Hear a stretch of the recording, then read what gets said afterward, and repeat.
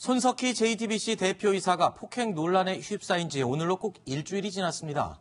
그 사이 폭행의 진실 공방은 채용 청탁, 그리고 동승자 논란 등 숱한 억측과 루머 피해자들을 양산하면서 일파만파 확산되고 있는 모양새입니다. 저희 뉴스탑10에서는 처음으로 이 내용을 세상에 공개한 당사자의 입장을 들어볼 필요가 있다고 판단을 했습니다. 생방송의 특성상 당사자의 주장이 포함될 수 있다는 점을 알려드리고요. 그리고 오늘 김문근 기자의 요청으로, 그리고 또 우리 취재진 그리고 제작진의 의도가 담기지 않도록 이 의도를 배제하기 위해서 구체적인 내용이 담긴 원고 없이 자유롭게 편한 대화로 진행을 하기로 사전에 약속을 했습니다. 그럼 지금부터 손석희 사장과 관련된 논란의 최초 알린 김문근 프리랜서 기자와 이야기를 나눠보겠습니다. 어서 오십시오. 네. 다소 표현이 이제 본인 입장에 대해서 반영이 안 된 표현이 나오더라도 조금 이해를 해주시기 바랍니다.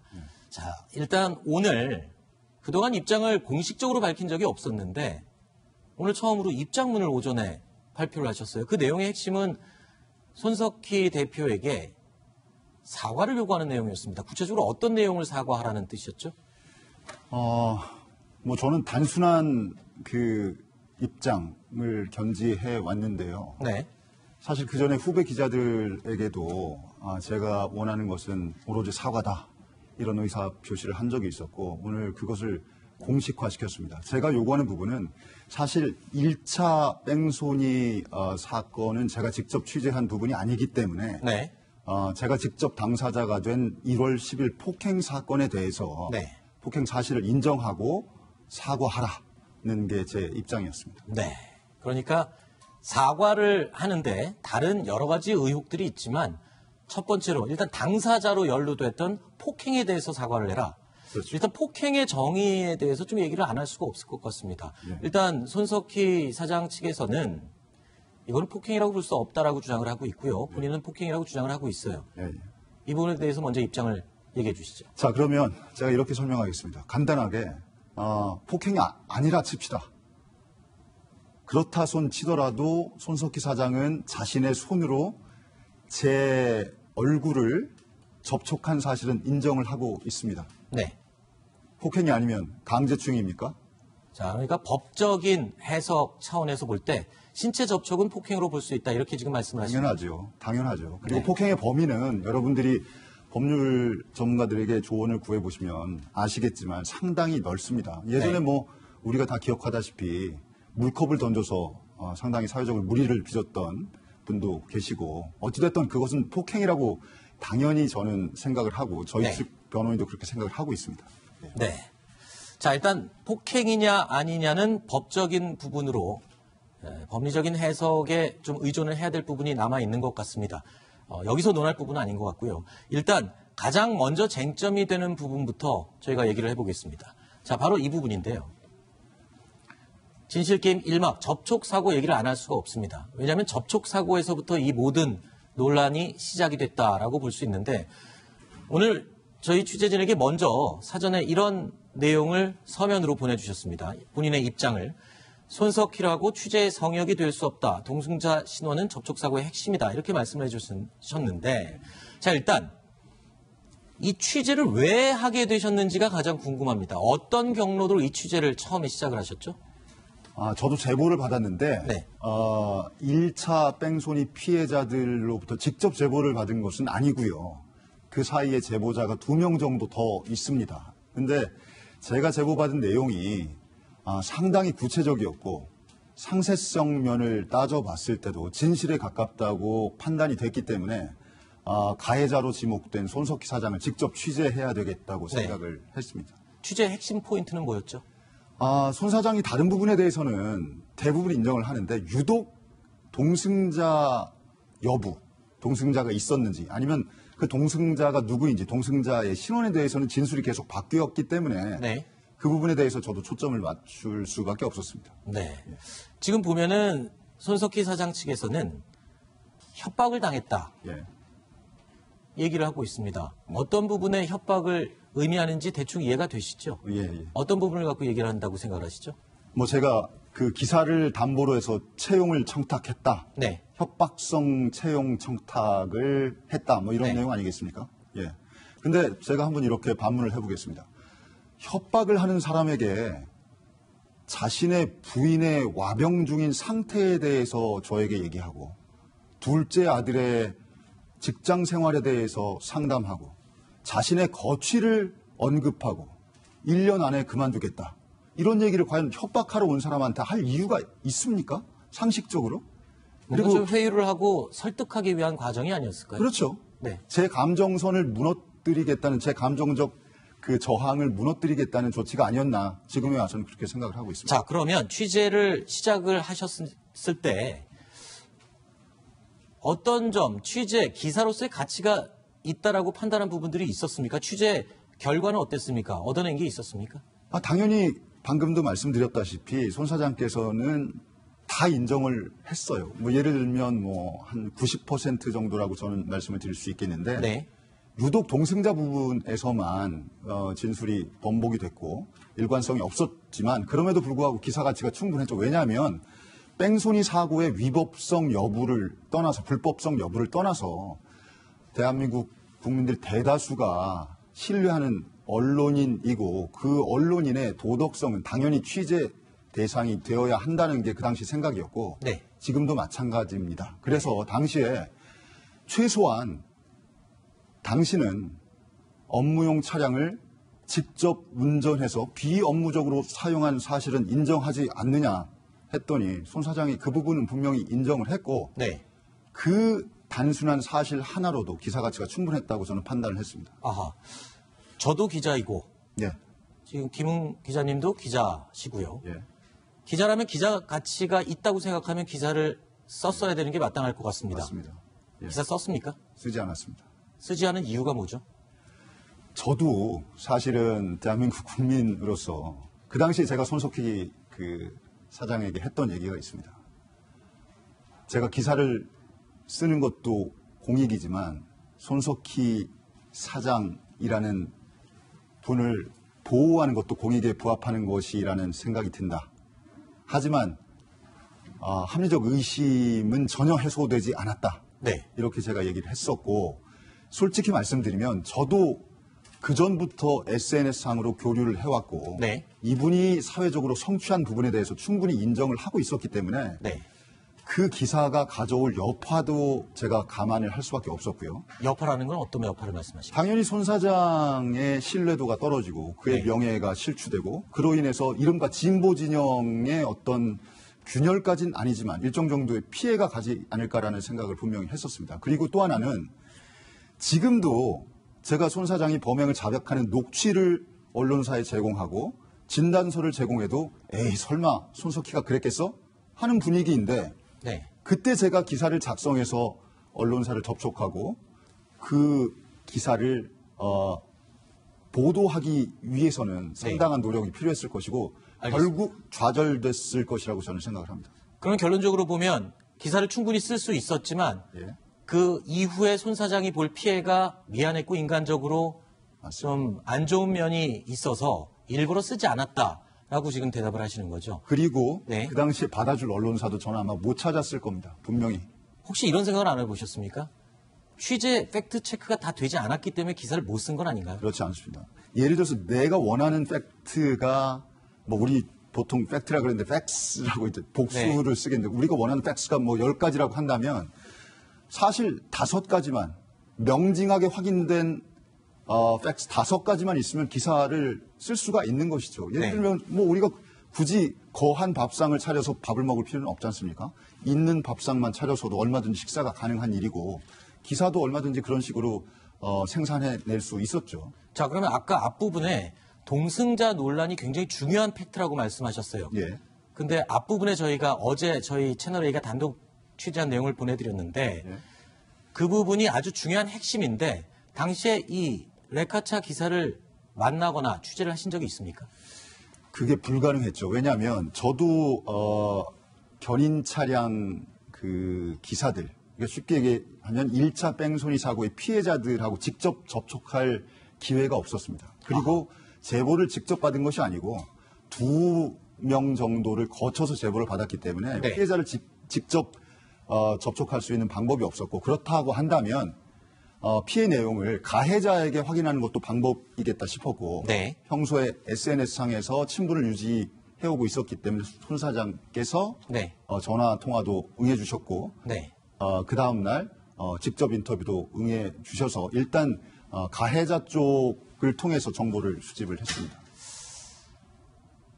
지금 얘기를 들어보면 가장 중요하다고 생각했던 부분을 결국엔 팩트 체크를 못 하신 거네요. 못했습니다. 사실은 그렇기 때문에 기사를 못 쓴 그렇지는 이유가 제일 않습니다. 크지 그렇지는 않나요? 않습니다. 사실 그 기사는 그 뭐라 그럴까요? 같은 재료를 가지고도 밀가루를 가지고도 뭐 누구는 라면을 만들고 누구는 파스타를 만들 수도 있는데. 알겠습니다. 예. 네. 그 정도. 예. 자, 그러면 두 번째 논란으로 한번 넘어가 보겠습니다. 두 번째 논란 저희한테 예. 사전에 주신 서면 의견서에서 이렇게 주셨습니다. 채용 논란의 진실. 예. 자, 이 원래는 폭행 사건으로 시작된 논란이 불과 이틀 만에 채용 논란으로 바뀌었습니다. 왜냐하면 손석희 사장 측에서 이 폭행은 채용을 빌미로 협박을 하다가 발생한 것이었다. 예. 라고 해명을 하면서 이 논란이 시작이 됐습니다. 예. 이 채용 논란. 예. 누가 먼저 채용을 제안한 겁니까? 자, 제가 먼저 말씀드리겠습니다. 채용을 빌미로 협박하면 폭행해도 됩니까? 아니죠. 자, 두 번째 말씀드리겠습니다. A라는 회사에 채용되기 위해서 B라는 사람이 대표이사 사장을 찾아가서 네. 제가 며칠 전에 사장님께서 슈퍼마켓에서 물건을 훔치는 장면을 절도하는 장면을 목격했습니다. 저 채용해 주십시오 하면 그 사장이 그래 너 내일부터 총무부장 해라. 이런 일이 과연 벌어질 수가 있겠습니까? 상식적으로. 아니죠. 그리고 다른 업계도 마찬가지지만 언론계도 위계와 서열이 아주 엄하지 않습니까? 네. 그죠? 근데 상대방이 뭐 필부도 아니고 장삼이사도 아니고 손석희예요. 네. 손석희 사장에게 가서 기사 하나 던져주고 저 채용하지 않으면 이 기사 쓰겠습니까? 라고 할 정도로 저 바보 아닙니다. 네. 그리고 그런 요구가 관철될 수도 없고 네. 그런 요구를 받아줄 사람도 아니라는 사실 아마 시청자들 다 아실 겁니다. 예. 이번 기사가 나면서 지금 처음으로 지금 본인의 예. 입장을 밝히는 것이기 때문에 이 전까지는 추측과 여러 가지 추정들이 난무했습니다. 자, 그 부분에 대해서 말씀을 드리는 건데요. 자, 그렇다면 앞부분에 인간적인 부분 때문에 기사를 쓰지 않았다라고 말씀을 하셨지 않습니까? 자, 그렇다면 혹시 많은 분들이 이런 부분을 궁금해합니다. 이건 제가 궁금하기도 한 거지만 많은 시청자들이 저에게 궁금하다고 의견을 밝혀온 부분인데 기사를 쓰지 않았다는 조건으로 예. 충분히 제안을 할 수 있을 개연성은 있지 않느냐. 호사가들이 좋아하는 합리적인 의심을 할 수는 있을 것 같아요. 어떻습니까? 그럴 수는 있습니다. 그럴 수는 있겠죠. 뭐 그런 의심을 할 수는 있겠지만 네. 사실 뭐 주장이 맞설 때는 뭐 사실 뭐 입증을 하느냐의 문제거든요. 입증을 네. 누가 입증을 하느냐의 문제이기 때문에 저는 이미 언론들 통해서 그 텔레그램 메시지도 공개를 했고 네. 제 기억으로는 손 사장께서 한 12일 정도 지났을 무렵에 네. 텔레그램으로 저에게 이력서를 제출하라고 상당히 저도 봤습니다. 그 내용은. 상당히 장문의 메시지를 네. 보내왔고 그렇게 시작이 됐습니다. 그리고 그 당시에 손 사장께서 제가 이 말씀을 좀 드려야 되겠는데 네. 합리적 의심을 배제할 수 없습니다 하고 제가 명함을 드리고 일어나는데 네.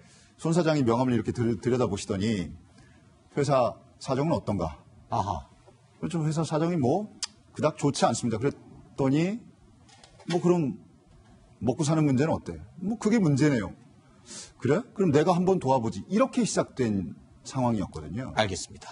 그 부분은 저희 취재진에게 또는 외부에 공개하셨던 그 메시지 내용으로 저도 충분히 숙지를 하고 있습니다만 예. 그 이후에 또 추가로 공개하신 내용이 있어요. 그래서 저도 충분히 숙지를 했습니다.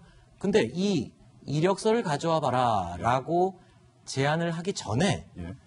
기자님께서 예. 이런 얘기를 했다고 또 공개를 하셨습니다. 선배님과 같은 배를 타고 싶습니다. 라고 제일 먼저 얘기를 하셨더라고요. 예. 과연 이 말의 해석이 손 대표 입장에서는 같은 배를 타자.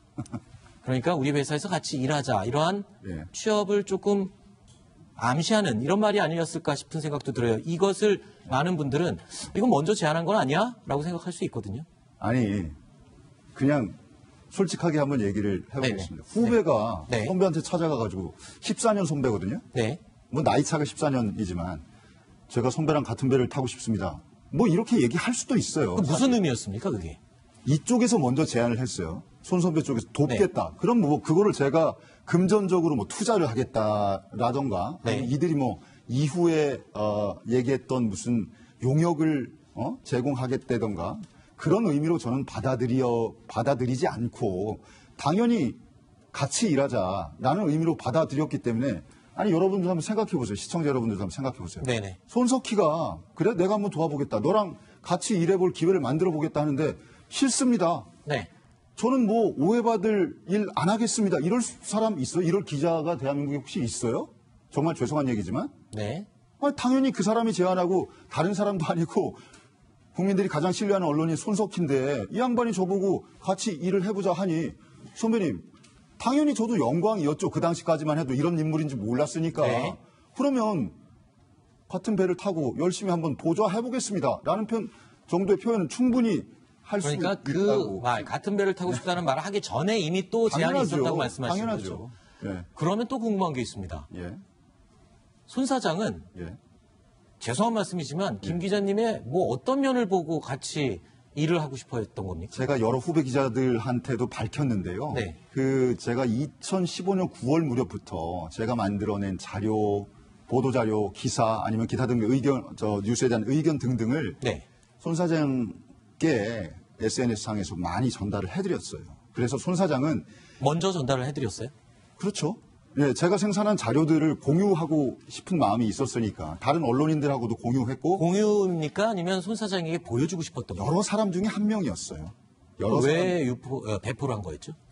제가 만든 자료를 쉽게 얘기해서 제가 작곡을 했는데 집에서 작곡을 했는데 저 혼자만 들어요.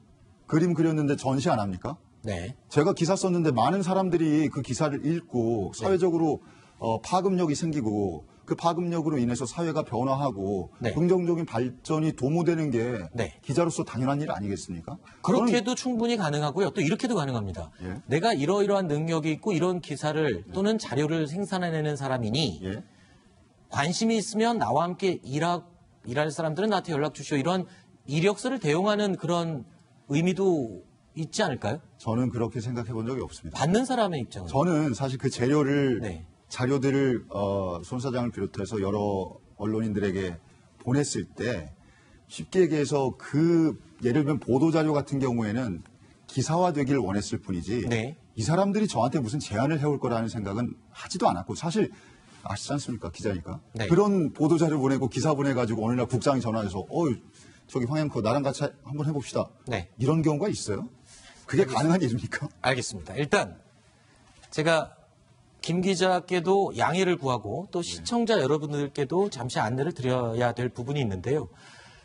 저희 뉴스탑 10, 특히 저 같은 경우에도 진행자로서 누구의 편을 들거나 누구를 옹호하거나 하고 싶은 뜻은 전혀 없습니다. 단 방송의 특성상 중립성과 공정성을 유지하기 위해서 김웅 기자가 혹시 불쾌할 수도 있음에도 불구하고 저는 김웅 기자의 상대방 입장에서 질문을 계속 드릴 수밖에 없다는 점, 이 점을 시청자 여러분 그리고 또 김웅 기자께도 네. 미리 제가 양해를 구했습니다만 한 번 더 양해를 구하겠습니다. 네. 자, 그럼 나누던 얘기로 계속 진행을 해보겠습니다. 손석희 사장이 그러니까 김 기자의 능력을 충분히 인지하고 그렇기 때문에 먼저 채용을 제안했다. 이렇게 지금 설명을 하셨어요. 예. 그것 말고 또 채용을 제안할 만한 이유가 있습니까? 근데 저는 사실 다른 기자분들한테도 밝힌 적이 있는데 참 부끄러운 얘기예요. 네. 써야 될 기사를 못 써서 이런 상황이 됐다고 저는 지금 판단을 하고 있는데 네. 손 사장 같은 경우에는 제가 기사화하지 않겠습니다. 네. 단 합리적 의심은 해소되지 않았습니다.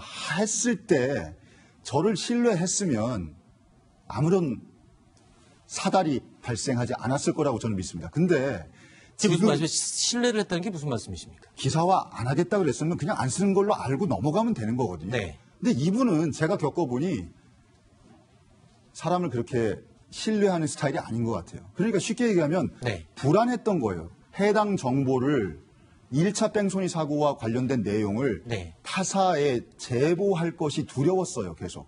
근데 저는 도저히 납득이 안 됐던 게 네. 그 사람의 설명에 따르면 150만 원의 합의도 다 됐고 네. 아무런 법적 하자도 없고 다 손 사장님 주장이긴 하지만 알겠습니다. 도대체 그게 뭐가 두려웠는지를 모르겠어요. 근데 오늘 채널A 어제죠. 네. 뉴스를 보니까 왜 두려웠는지 알 것 같습니다. 알겠습니다. 하나 더 궁금한 게 있습니다. 예. 이 공개하신 녹취 자료를 저도 쭉 본 결과 하나 궁금한 게 혹시 두 분 간의 사이가 예. 2년 가까이 SNS로 자료를 주고받았고 예. 그리고 그 전부터도 계속 친분이 있었다라고 말씀하셨는데 이번 접촉사고와 관련해서 갑자기 틀어졌고요. 그 이후로 5개월 동안 채용과 관련된 이야기가 지속적으로 오갔습니다. 근데 결국에는 폭행이라는 사건으로 예. 종료를 했고요. 예. 저는 이 점을 질문드리고 싶어요. 서로 제안한 채용 제안에 대해서 예. 조건이 마음에 안 드셨나요? 그 부분이 틀어진 거 아닌가요? 손석희 사장은 제가 정말 말씀드리자면 네. 거짓말을 처세로 생각해요. 네. 제가 그 질문 선배는 거짓말을 처세로 생각하시죠. 그런 질문을 한 적이 있었어요. 네. 실행이 없어요. 모든 게 말로 시작해서 말로 끝나요. 채용을 해준다고 그랬는데 안 해줬던 거예요? 해준다고 했는데 안 해줬다 이런 부분 저 감정 싸움으로 가고 싶지 않으니까 그 부분은 사실입니까? 해준다고 했는데 안 해줘서 이 사람은 언짢았던 거 맞습니까? 그러니까 어떤 근거도 남기지 않으려고 했어요. 네. 일당직 노동자도 근로계약서가 있어야 돼요. 네. 이 사람은 어떠한 근로계약서, 김웅과 손석희 사이에 용역계약서조차도 쓰지 않겠다는 거였어요. 그게 채용은 일반- 얘기하지만 계약서는 안 쓰겠다? 당연하죠. 그게 무슨 근로자와 사용자의 관계입니까? 그 부분이 제일 언짢고 채용 얘기를 하고 언짢다는 표현은 수용할 수 없습니다. 채용에 응하기 싫었던 그러니까 가장 불쾌했던 부분이 바로 그 불쾌가 부분입니다. 아니고 이 사람의 진위를 의심할 수밖에 없는 부분. 알겠습니다. 그러니까 채용을 이야기했지만 채용을 명확하게 문서화할 수 있는 계약서 작성을 맞습니다. 안 하겠다라고 맞습니다. 해서 그 부분이 맞습니다. 이야기가 틀어졌던 결정적인 원인이 됐군요. 틀어졌다는 표현도 수용하지 않겠습니다. 이 부분은 다른 제가 데서 신뢰하지- 얘기를 하신 적이 있습니까? 다른 데서 얘기한 적, 다른 매체에서 얘기한 적 없습니다. 신뢰하지 못하게 된 계기였고요. 저는 분명히 이 손석희라는 인물과 감정 싸움하는 게 아니기 때문에 알겠습니다. 그런 표현은 제가 수용하지 않겠습니다. 자, 그럼 이렇게 정리하겠습니다.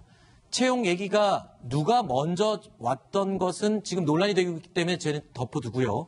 채용 얘기가 주고 받고 했던 것은 맞습니다. 맞죠? 예. 자, 그러나 그 채용이 틀어졌던 이유는 공식적인 문서화된 계약서를 쓰자고 했지만 쓰지 않았기 때문에 예. 쓴다고 하지 않았기 때문에 손 사장 측에서 그래서 그 부분이 틀어지는 결정적인 계기가 됐다. 한 가지 더 말씀드리면 역할이 계속 바뀌었어요. 역할이. 처음에는 탐사기획국 기자였고 그다음에는 앵커 브리핑 작가였고 그다음에는 난데없이 새로운 프로그램에 CP가 필요하다. 네. 도대체 이 사람이 진실을 얘기하고 있는지 알겠습니다. 의심을 취업의 할 수밖에 내용, 없는- 제안 내용이 계속 바뀌었기 때문에 신뢰도가 떨어졌다. 여러분들은 겪어보지 않으면 모릅니다. 모든 게 말에서 말로 끝납니다. 알겠습니다. 예. 실행이 없어요. 알겠습니다. 예. 실제로 채용에 대해서 무언가 구체적인 진행을 시킨 게 전혀 없었기 전혀 때문에 없습니다. 전혀 없습니다. 예. 틀어질 수밖에 없는 결정적인 그리고- 계기가 됐다. 예. 알겠습니다. 프리랜서를 얘기를 하는데 프리랜서 작가는 이미 있었고 알겠습니다. 더 이상 아무튼 이분과 관련해서 알겠습니다. 그럼 예. 채용 진실은 일단 시간이 정해져 있는데 그 안에서 모든 좀 하고 싶은 말씀을 하시려면 다음 주제로 넘어가야 될 것 같습니다. 가시죠. 예. 세 번째 주제로 이 얘기를 하고 싶다고 말씀하셨습니다. 보겠습니다. 어쩌면 처음 이 논란이 시작된 교통사고 말고 세상에 알려진 계기가 된 게 폭행입니다. 자, 여기서 제가 제일 만나면 여쭙고 싶었던 질문입니다. 예. 왜 녹화를 하셨나요? 아, 녹음. 녹음.